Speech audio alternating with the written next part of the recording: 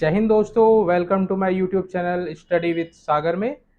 आज की वीडियो उन सभी स्टूडेंट्स के लिए बहुत ही इंपॉर्टेंट होने वाली है जो अपने कंधों पे दो स्टार देखना चाहते हैं। यानी कि आज हम बात करेंगे उत्तराखंड सब इंस्पेक्टर की भर्ती के बारे में।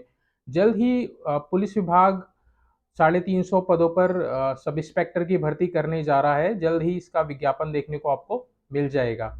तो इस वीडियो में हम बात करेंगे कि कौन कौन सब इंस्पेक्टर उत्तराखंड के लिए एलिजिबल है, कौन आवेदन कर सकता है, क्या योग्यता रहने वाली है, क्या उम्र रहने वाली है। साथ ही बात करेंगे कि फिजिकल में क्या क्या होगा, लिखित परीक्षा में क्या क्या पूछा जाएगा। और बात करेंगे कि ट्रेनिंग में सब इंस्पेक्टर की जो ट्रेनिंग होती है उसमें क्या क्या होता है, कितने समय की ट्रेनिंग रहती है। और जब आप ट्रेनिंग के बाद जब आप पास आउट हो जाएंगे तो आपको कितनी सैलरी मिलेगी। तो यह वीडियो बहुत ही इंपॉर्टेंट होने वाली है। सभी इसको ध्यान से देखेंगे। अगर वीडियो पसंद आती है तो चैनल को सब्सक्राइब कीजिएगा, लाइक कीजिएगा और ज़्यादा से ज़्यादा शेयर कीजिएगा ताकि और भी लोग इसकी इम्पोर्टेंस को समझ सकें। तो चलिए दोस्तों, स्टार्ट करते हैं सब इंस्पेक्टर उत्तराखंड पुलिस भर्ती प्रक्रिया के बारे में विस्तार में। सबसे पहले हम बात करेंगे उत्तराखंड पुलिस में सब इंस्पेक्टर की कितनी कैटेगरी हैं। तो सबसे पहले है उप निरीक्षक नागरिक पुलिस, दूसरा है उप निरीक्षक अभिसूचना, तीसरा है गुल्म नायक प्लाटून कमांडर, चौथा है उप निरीक्षक अग्निशमन द्वितीय अधिकारी। तो सबसे पहले जो उप निरीक्षक नागरिक पुलिस हैं तो ये सब इंस्पेक्टर होते हैं सिविल पुलिस में, जो आपने चौकी थानों में देखे होंगे। ये वो सब इंस्पेक्टर होते हैं। और दूसरा है उप निरीक्षक अभिसूचना, यह है हमारी इंटेलिजेंट यूनिट होती है उत्तराखंड पुलिस में। तीसरा है गुल्म नायक प्लाटून कमांडर, यह पीएसी और आईआरबी में प्लाटून कमांडर होते हैं जो प्लाटून को लीड करते हैं। चौथा है उप निरीक्षक अग्निशमन द्वितीय अधिकारी, तो ये हमारे फायर स्टेशन जितने भी होते हैं हमारे जिलों में उनके इंचार्ज होते हैं उप निरीक्षक अग्निशमन द्वितीय अधिकारी सब इंस्पेक्टर लेवल के। तो चलिए आगे बढ़ते हैं। नेक्स्ट है योग्यता। योग्यता देखिए, सब इंस्पेक्टर के लिए उत्तराखंड में अब पुरुष के लिए 21 से 28 वर्ष की उम्र आपको मिनिमम होना चाहिए और महिलाओं के लिए भी सेम 21 से 28 वर्ष होनी चाहिए।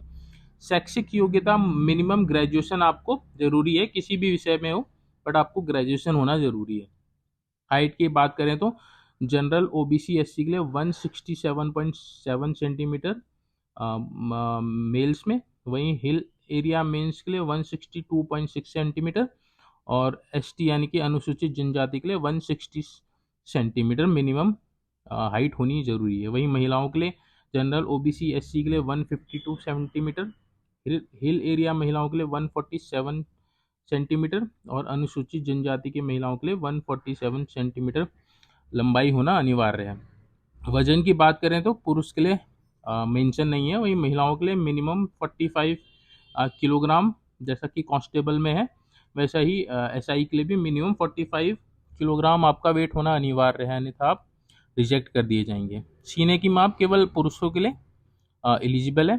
कैटेगरी वाइज देखेंगे, जनरल ओबीसी एससी के लिए बिना फुलाए 78.8 सेंटीमीटर, फुलाने पर 83.8 सेंटीमीटर। वहीं हिल एरिया के लिए हिल एरिया और अनुसूचित जनजाति के पुरुषों के लिए 76.5 सेंटीमीटर, फुलाने पर 81.5 सेंटीमीटर। ये मिनिमम सीने का फुलाव होना जरूरी है। मिनिमम 5 सेंटीमीटर का फुलाव जरूरी है पुरुषों के लिए। हम आगे नोट करेंगे, SC ST OBC के अभ्यर्थियों की आयु में अधिकतम 5 वर्ष की छूट दी जा सकती है, वो भी उनको वैलिड जो भी सर्टिफिकेट है सक्षम अधिकारी द्वारा प्रमाणित उसको दिखाने पे उनको छूट दी सकती है 5 साल की। वहीं स्वतंत्रता सेनानी के आश्रित अभ्यर्थियों को भी अधिकतम 5 वर्ष की छूट दी जाएगी। होमगार्ड जिन्होंने 3 वर्ष की नियमित सेवा पूर्ण कर ली है, अधिकतम आयु में 5 वर्ष की छूट दी जाएगी उत्तराखंड होमगार्ड को। चलिए नेक्स्ट, आरक्षण संबंधी जानकारी देखिए। वर्टिकल आरक्षण, अनुसूचित जनजाति को 19%, अनुसूचित जनजाति को 4%, ओबीसी को 14% और ईडब्ल्यूएस को 10%। वहीं महिलाओं को क्षैतिज आरक्षण है 30% का। उत्तराखंड के भूतपूर्व सैनिक यानी कि एक्स सर्विसमैन को 5%, फ्रीडम फाइटर्स को 2%, उत्तराखंड के होमगार्ड को 5%, अनाथ बच्चों को 5%। आरक्षण का लाभ संबंधित वैध प्रमाण पत्र को प्रस्तुत करने पर ही मिलेगा जो सक्षम अधिकारी द्वारा निर्धारित किया गया हो। चलिए आगे बढ़ते हैं। नेक्स्ट बात करेंगे फिजिकल। फिजिकल जो है उत्तराखंड एसआई के लिए केवल क्वालिफाई नेचर का है, मतलब आपका इसके आधार पे कोई मेरिट नहीं जुड़ेगी, आपने केवल ये क्वालिफाई करना है, मेरिट से इसका कोई लेना देना नहीं है। तो मिनिमम आपको क्वालिफाई करना जरूरी है, अन्यथा आप डिस्क्वालीफाई हो जाएंगे। तो सबसे पहले पुरुष के फिजिकल की बात करते हैं, तो इसमें 5 आइटम होंगे। सबसे पहला cricket ball throw, minimum 50 metre आपने फेंकनी ही फेंकनी है, 3 चांस मिलेंगे। अगर आप 50 मीटर फेंकने में सफल नहीं रहते हैं तो आपको रिजेक्ट कर दिया जाएगा, 3 चांस इसमें मिलेंगे। वही लंबी कूद में भी आपको 3 चांस मिलेंगे, मिनिमम आपने 13 फीट कूदनी ही कूदनी है। और चिनअप, चिनअप आपको यानी कि बीम 5 मिनिमम आपने खींचने ही खींचने हैं, अन्यथा आप डिस्क्वालीफाई हो जाएंगे। वहीं दौड़ चाल की बात करें तो 5 किलोमीटर की दौड़ होगी, जो आपको 30 मिनट में कंप्लीट करनी है। ठीक है। दंड बैठक की बात करें तो 2.5 मिनट में 40 दंड आपने लगाने हैं मिनिमम, और वहीं 60 सेकंड में 50 बैठकें लगानी है। यानी दंड मतलब पुशअप्स लगाने हैं, और बैठक आपने बैठक लगानी है 1 मिनट में 50 मिनिमम आपने लगानी ही लगानी है। तो ये था मेंस का फिजिकल। चलिए आगे बात करते हैं वुमेन्स के फिजिकल के बारे में। वुमेन्स का फिजिकल ये भी क्वालिफाई इन नेचर है, आपने केवल क्वालिफाई करना है, मेरिट से कोई लेना नहीं है इसका। तो इसमें भी 5 आइटम्स है। सबसे पहला है क्रिकेट बॉल थ्रो। तो 20 मीटर की बॉल थ्रो महिलाओं को फेंकनी अनिवार्य है, यानी तो आप डिस्क्वालीफाई हो जाएंगे। 3 चांस मिलेंगे, 3 चांस में आप मिनिमम 20 मीटर आपने फेंकना ही फेंकना है। लंबी कूद की बात करें तो 8 फीट, इसमें भी 3 चांस मिलेंगे, 8 फीट आपने कूदनी ही कूदनी है, आराम से हो जाती है, कोई दिक्कत नहीं है। दौड़ व चाल 20 मीटर 200 मीटर की दौड़ होगी महिलाओं की, 40 सेकंड में आपने कंप्लीट करनी है। चौथा है स्किपिंग। स्किपिंग आपने 1 मिनट में 60 बार स्किपिंग रोप को जंप करना है, तो ये भी हो जाएगा, कोई दिक्कत नहीं है। शटल रेस 25x4, यानी 25-25 मीटर के 4 राउंड होंगे आपके, 29 मिनट में आपने कंप्लीट करनी है। चलिए ये थी वुमेन्स फिजिकल के बारे में। नेक्स्ट आगे हम आगे बढ़ते हैं। लिखित परीक्षा 100 अंक की होगी, इसका पैटर्न देख लीजिए। सामान्य हिंदी 20 प्रश्न 20 अंक के, रीजनिंग 10 नंबर के 10 अंक के, सामान्य ज्ञान उत्तराखंड सामान्य ज्ञान और कंप्यूटर 70 प्रश्न होंगे 70 अंक के। कुल पूर्णांक 100 का रहेगा और 100 ही प्रश्न होंगे आपके। तो इसका जो लेवल रहेगा थोड़ा हाई रहेगा, ग्रेजुएशन लेवल का रहेगा, क्वेश्चंस थोड़े से टफ आएंगे, तो इसकी आप तैयारी कर लीजिएगा।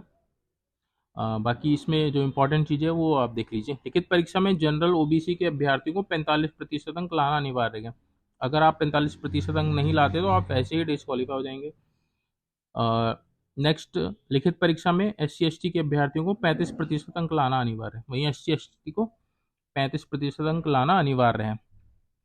लिखित परीक्षा में सही उत्तर के लिए आपको 1 नंबर दिया जाएगा, वहीं गलत उत्तर के लिए -0.25 की नेगेटिव मार्किंग की जाएगी। और बहुविकल्प टाइप की परीक्षा होगी, और प्रत्येक में 4 विकल्प दिए जाएंगे आपको, एक जो सही होगा आपने चूज करना है उसको। तो ये थी लिखित परीक्षा के बारे में। आगे बढ़ते हैं। नेक्स्ट है, ये इंपॉर्टेंट पॉइंट है, आप नोट कीजिएगा।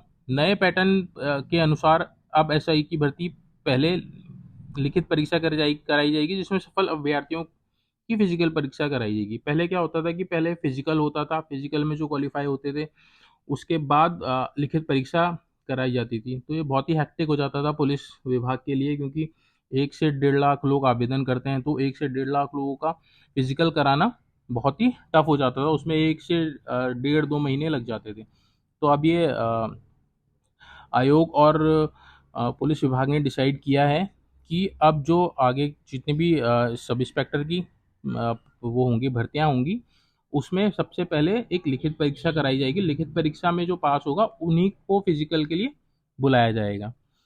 तो ठीक है, आगे बढ़ते हैं। फिजिकल परीक्षा केवल पास करना अनिवार्य होगा, जो मैंने अभी पिछले साइड में बताया कि फिजिकल परीक्षा जो है केवल क्वालिफाइंग नेचर है, इसके अंक मेरिट में नहीं जोड़े जाएंगे, मेरिट केवल लिखित परीक्षा के आधार पर ही तय की जाएगी। ठीक है, ये नोट कर लीजिएगा। रिक्तियों के सापेक्ष लिखित परीक्षा में सफल अभ्यर्थी एवं जो लिखित परीक्षा में सफल होंगे उनका फिजिकल परीक्षा कराई जाएगी।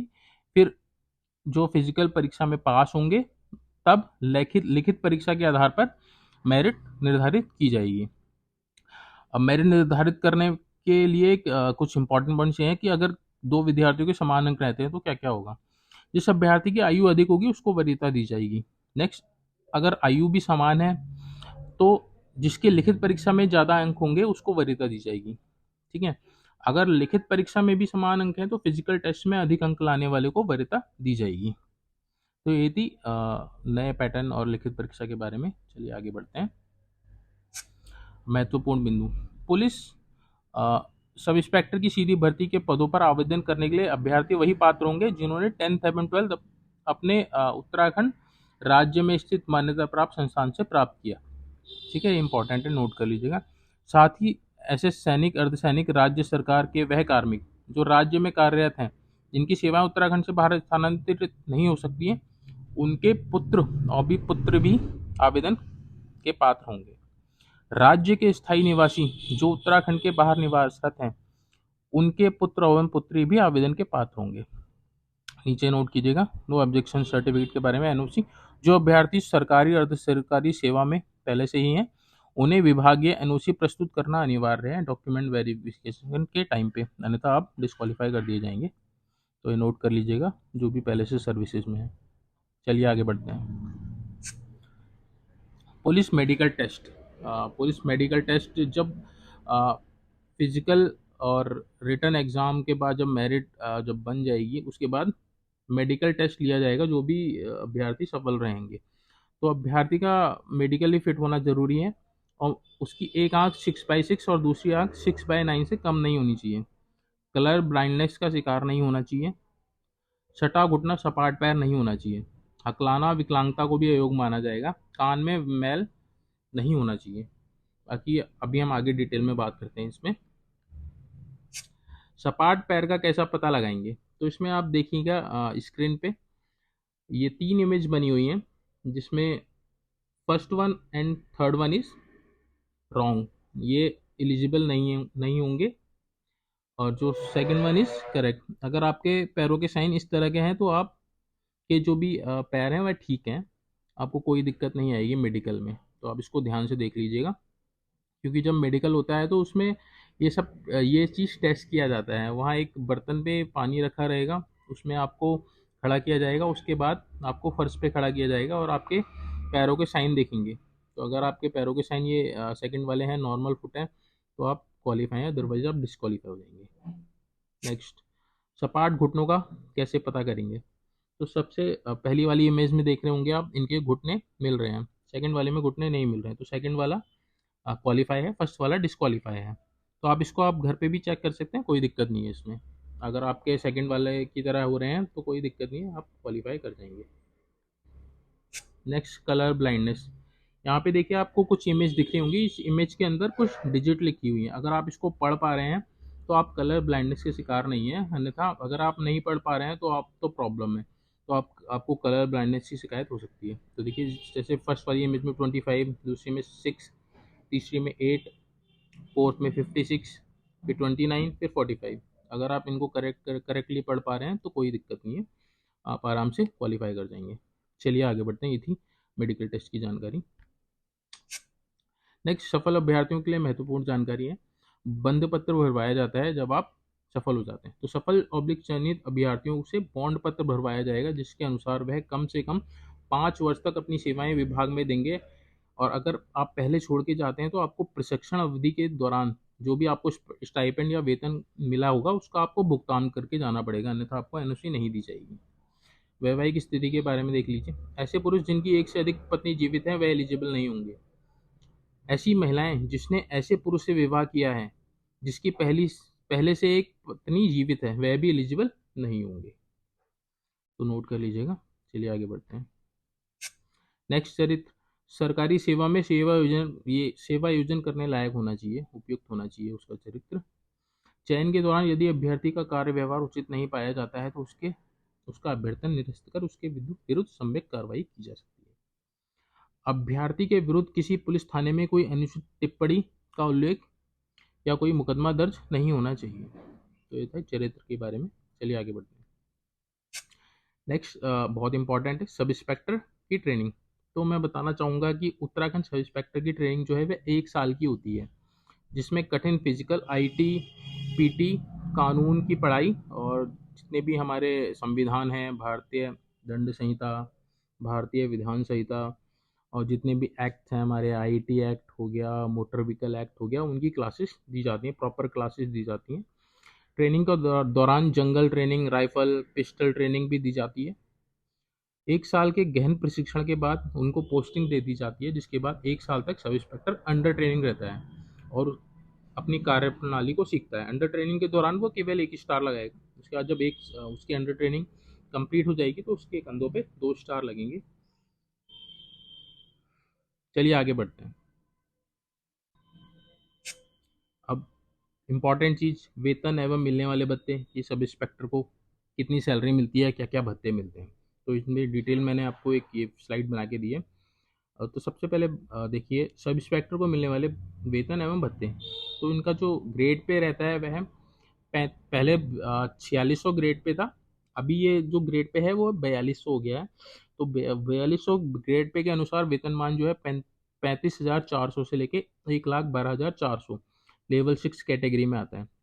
तो बेसिक पे है जो 35,400 है। महंगाई भत्ता अभी जो 42% महंगाई भत्ता चल रहा है, तो उसके अकॉर्डिंग जो भी है वो 35,400 का 42% 14,868।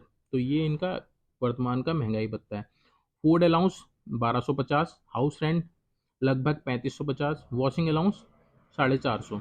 तो टोटल जो एक सब इंस्पेक्टर का जो इनिशियल जो वेतन बनेगा वह बनेगा 55,518 लगभग, जिसमें बेसिक प्लस महंगाई भत्ते का 10% एनपीएस यानी कि नेशनल पेंशन स्कीम सिस्टम में जमा हो जाता है।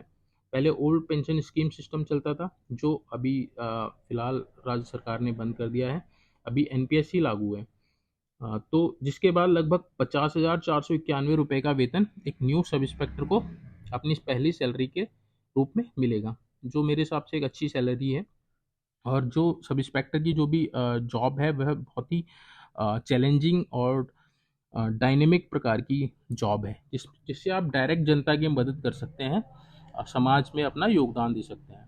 तो दैट्स इट, ये था मेरी तरफ से सब इंस्पेक्टर की भर्ती प्रक्रिया के बारे में संपूर्ण जानकारी। तो दोस्तों ये थी detail video Uttarakhand sub inspector के बारे में। होप सो आपके सारे डाउट्स क्लियर हो गए होंगे। इनकेस आपका अभी भी कोई डाउट है तो आप कमेंट बॉक्स में अपना क्वेश्चन लिख सकते हैं, मैं उसका आंसर देने का प्रयास करूंगा। और इस वीडियो को ज़्यादा से ज़्यादा शेयर कीजिए, लाइक कीजिए, सब्सक्राइब कीजिए चैनल को, ताकि आपको और भी महत्वपूर्ण वीडियो मिल सके। Thanks for watching.